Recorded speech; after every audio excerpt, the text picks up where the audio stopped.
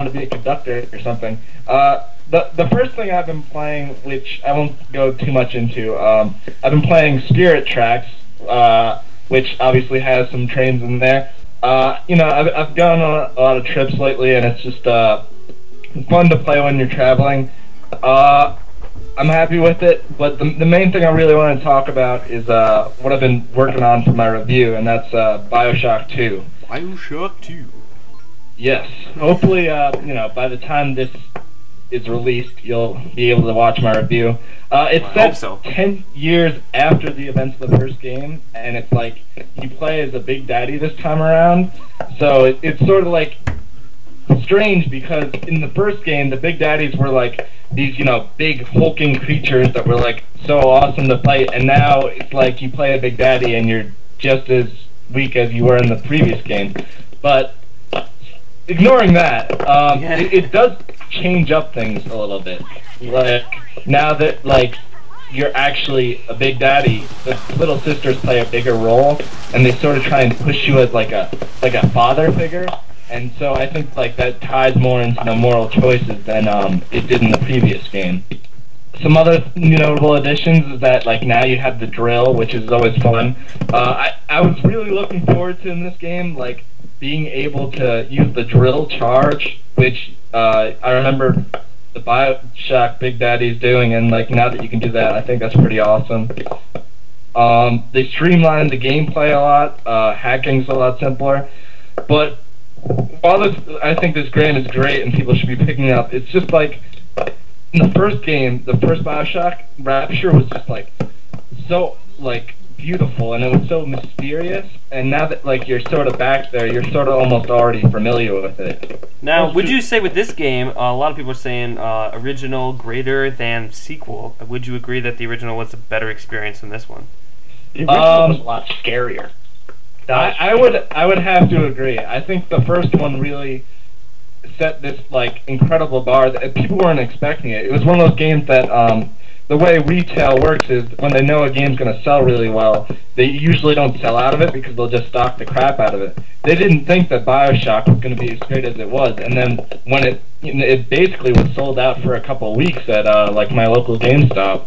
That game, I mean, when you first dive into Rapture, it's probably one of the best video game environments I've played in the last few years, and I mean, while it's certainly worth going back to revisit it, it doesn't have that same sort of mystery and same sort of interesting appeal that you had with the first game because you're sort of already back there. But it certainly refines and improves a lot of things from the first game, and it's definitely worth checking out. All right, Rand? Oh, so it's my turn. Well, no, it's the Invisible Bunny's turn. You get skipped. Alright, well, Bunny, go right ahead. No, I've been playing a new game that just came out last week, Napoleon Total War. I've been hearing a lot about this game. Yeah, it's not really an expansion, so I'm not going to call it an expansion to Empire Total War. It's kind of like its own game in itself.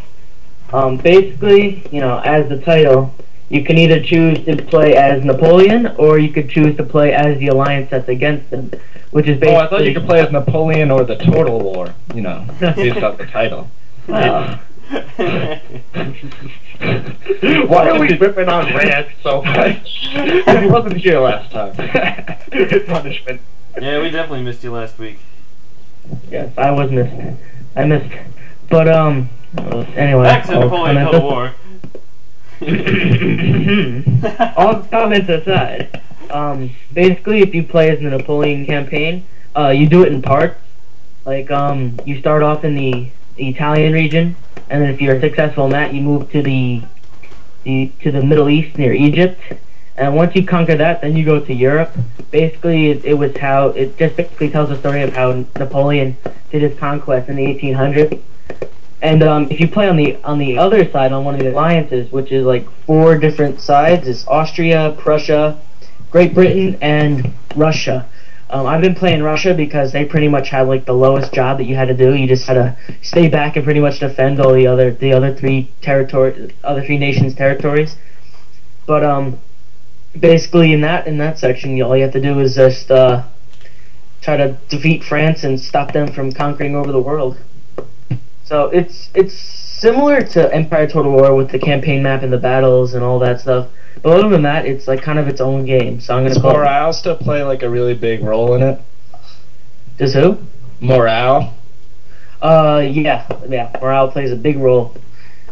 A really big role because if you have one set of troops against like 16, odds are you're probably just gonna end up running away the moment you see them all gathered right in front of you.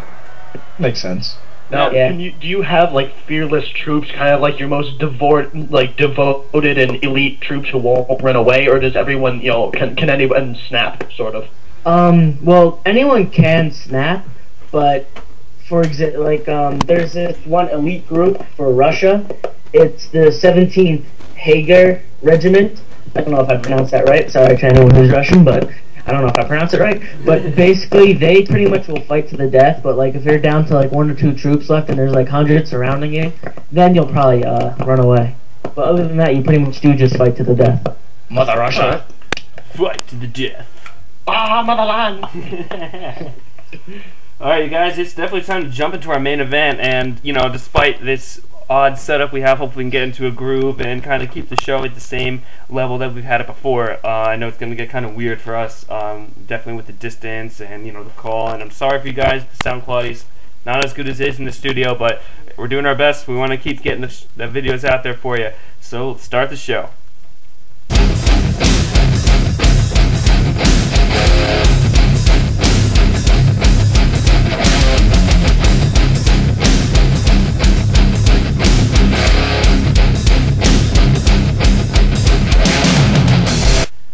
Alright, on the list now is probably, I believe, Ranix, you probably would have said this is your most anticipated 2010.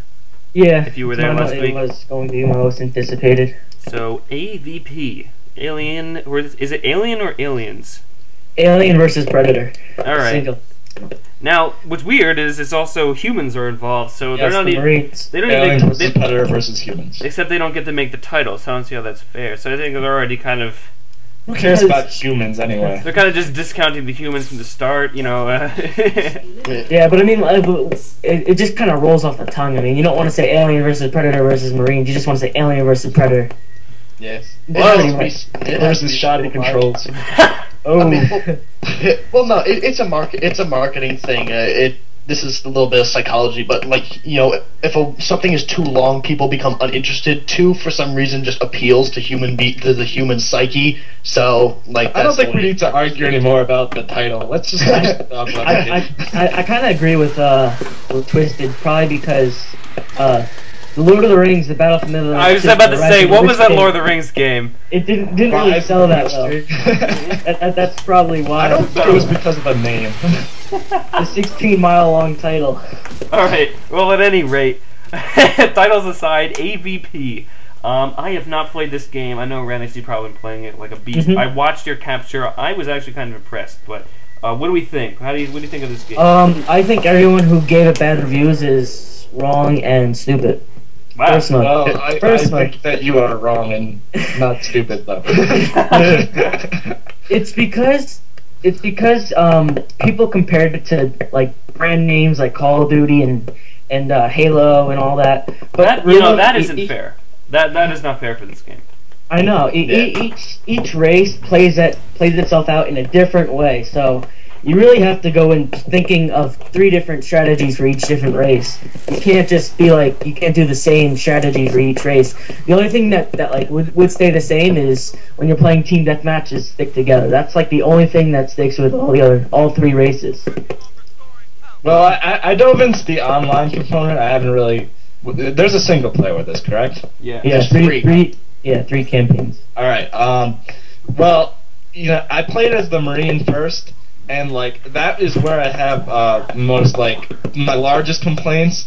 The first thing that I noticed is that, well, the game is really dark, but I think that makes sense because it's sort of make everything scary, Yeah, I thought it was too dark too, but I turned up the brightness and I saw that in your screen capture. I was watching it. The first thing you did was turn the brightness up.